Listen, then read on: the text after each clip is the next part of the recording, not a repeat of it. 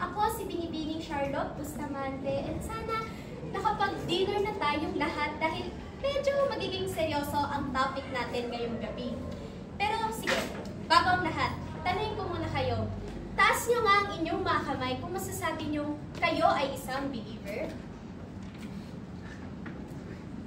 Itaas nyo naman ang inyong mga kamay kung masasabi nyo hanggang ngayon, di pa rin kayo sigurado sa kung dapat kong paniwalaan. Maraming salamat sa inyong mga tugon. Ngunit bago ang lahat, hayaan niyo munang hatiran ko kayo ng isang tula. Sa landas ng pananampalataya, may pag-asa at liwanag sa tuwing umaga. Sa mga panalangin, puso'y nagliliyag. Sa piling ng Panginoon, pag-aalindangay para bang nabuluwag. Relihiyon, ating sandata, saan man magtungo, yumayakap sa kaluluwa taglaw ng ating puso. Sa harap ng hamon, mga pagsubok ng mundo, kaloob ay nabubuot, may paninigurado. Ngunit huwag natin kaliligtaan na ang sanlibutan ay napabalot ng kasalanan. May mga konseptong nag-uugat sa kabutihan, ngunit nagagamit ng ilan para sa pansariling kapalaluan. Meron akong kwento. Panigurado'y kilalang-kilala nyo. Apollo Kibuloy, sabi niya, "Ako ang appointed son of God." Dagdag pa niya, "Lindol, stop!" Umista. "Pasalamat kayo sa akin kasi kung di ko pinastop yun, edi giba-giba ng mga bahay nyo. Nagkandamatay na kayo dyan. Edi sana pinabillboard mo. Pero, listado ka ngayon." Kibuloy forced church members to solicit for a bogus charity, as well as recruited women and children to have a sex duty with him at night. Oh, asan ba na yung sinasabi niya ditong appointed son of God? Hindi naman siya righteous and without sin dyan. Hipokrito, hindi ba? Oh, ito pa. Susunod na dilulu, Senyor Aguila, sabi niya, "Ako ang inyong Mesaya, inyong tagapagligtas at ang Santo Niño." Diyos ka na nga, Santo Niño ka pa. Abay, complete package ang atake niya. Pero, meron pa siyang idinagdag. Meron daw reservation sa langit ang susunod sa mga doktrina niya. At ang ultimate punishment sa mga hindi, eternal damnation daw sa impyerno. Scary, no? Pero mas scary yung mga krimen na ginagawa niya.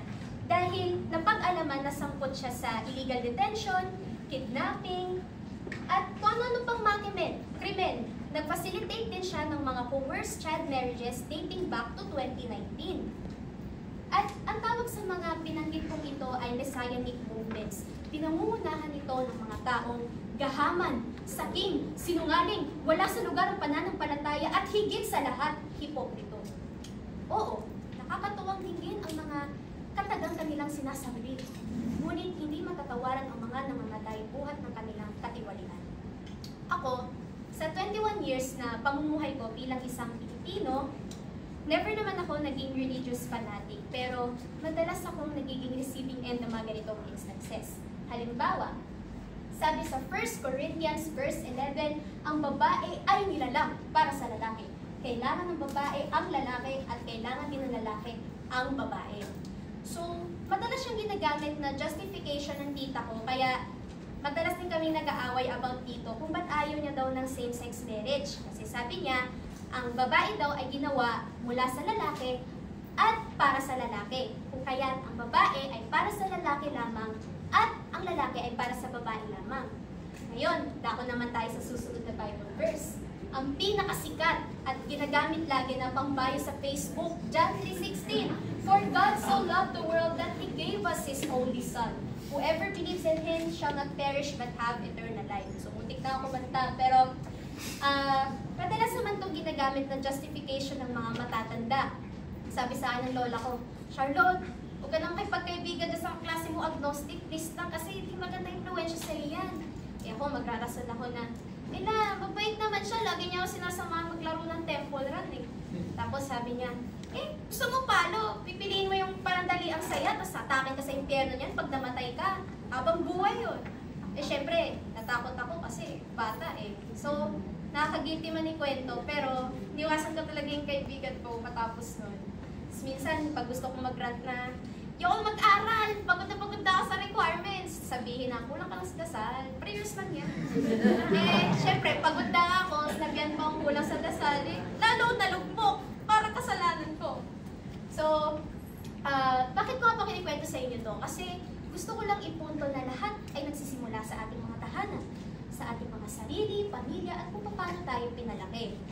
Napakalaganap ng ganitong fenomena sa mga Filipino families, kung kaya't karamihan, murang edad pa lamang, matriarkal na mag-isip. Kaya tinan yung mamang babatas natin na lumaki sa ganitong perspektibo. Against sila sa reproductive health law, use of contraceptives, ayaw namin yan, abortion, post-abortion care, shh! Ayaw namin yan. Kasi pinaglalaban nila yung teachings ng simbahan na extremist in a way na anti-life and anti-family daw ito. Sinasabi nila na ang buhay ay agarang nagsisimula sa konsepsyon at ang pagtunaw ng sanggol sa sinapupunan pa lamang ay kasalanan sa Diyos kasi ipinagkait mo sa kanyang karapatan niyang mabuhay, ang kanyang mga kinabukasan at mga potensyal. Ganon din yung hindi nila pagsang-ayon sa pagpasa ng same-sex marriage kasi sabi nila, Psalm 127 verse 3, children are natural results of the sexual expression of marriage. So, ang roots daw ng kasal, procreation. And hindi siya posibleng mangyari pag parehong lalaki o parehong babae, kaya sinasabi nila na ang sakramentong ito ay nararapat lamang ipagkaloob sa pagitan ng babae at ng lalaki. Ang pagsuway nito ay siyang kasalanan sa dakilang wika. Ngayon, hindi lang sa batas masasaksihan ang mga diskriminasyon na nag-uugat sa relihiyon. Alam nyo ba na pag ang bulag na pananampalataya ay wala na sa lugar, maaari itong humantong sa malawakang karahasan. Kaya usisain natin ang Abu Sayyaf group. So, for sure, familiar ang lahat sa atin dito na notorious sila sa kanilang acts of terrorism na pinapatay nila yung mga Kristiyano at sino mang taliwas sa kanilang hangarin na magtayo ng independent Islamic State governed by Islamic law sa probinsya sa Southern Philippines. Anong sanhi nito? Literal interpretation ng konseptong jihad o holy war na matatagpuan sa Quran. Ito'y nanghihikayat sa mga Muslim na ipagtanggol ang kanilang pananampalataya laban sa mga manlulubig nito. Pero, na-interpret nila ito as something na necessary gumamit ng dahas. So, nang dahil dyan, gano'n na lang yung pagpatay nila sa mga iba yung religion or hindi sang-ayon sa madugo nilang pag-aaklas. And to show lang din some statistical data, so, February 2004, binombahan ng Super Ferry. Maraming namatay, bata matanda. August 2022, suicide bombers from this group, maraming namatay, sugatan. So, ano ba yung pinakagusto kong itatak sa isipan nyo? Bakit ko sinasabi lahat ng to? So, di ba, my dear friends, ang gusto ko ipabatid sa inyo ay faith and reason must be reconciled to help us mitigate cases of religious fanaticism.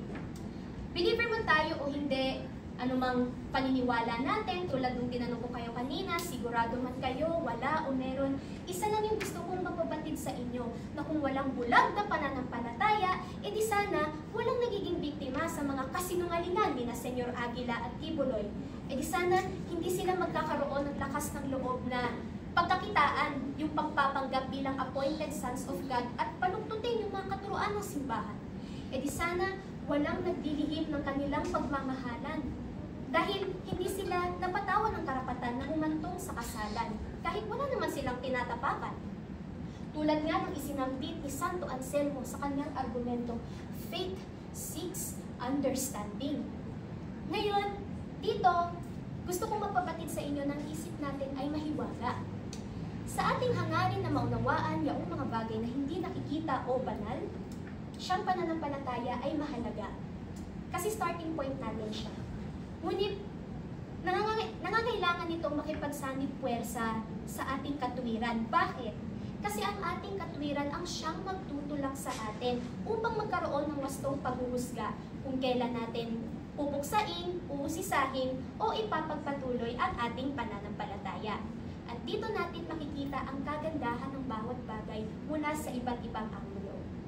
Faith and reason are not incompatible. In fact, the more we understand the things that we believe in, the more we reflect on the consequences of our actions and of our biases, thus the less we resort to unethical, irrational acts. So, ayun lamang at maraming salamat sa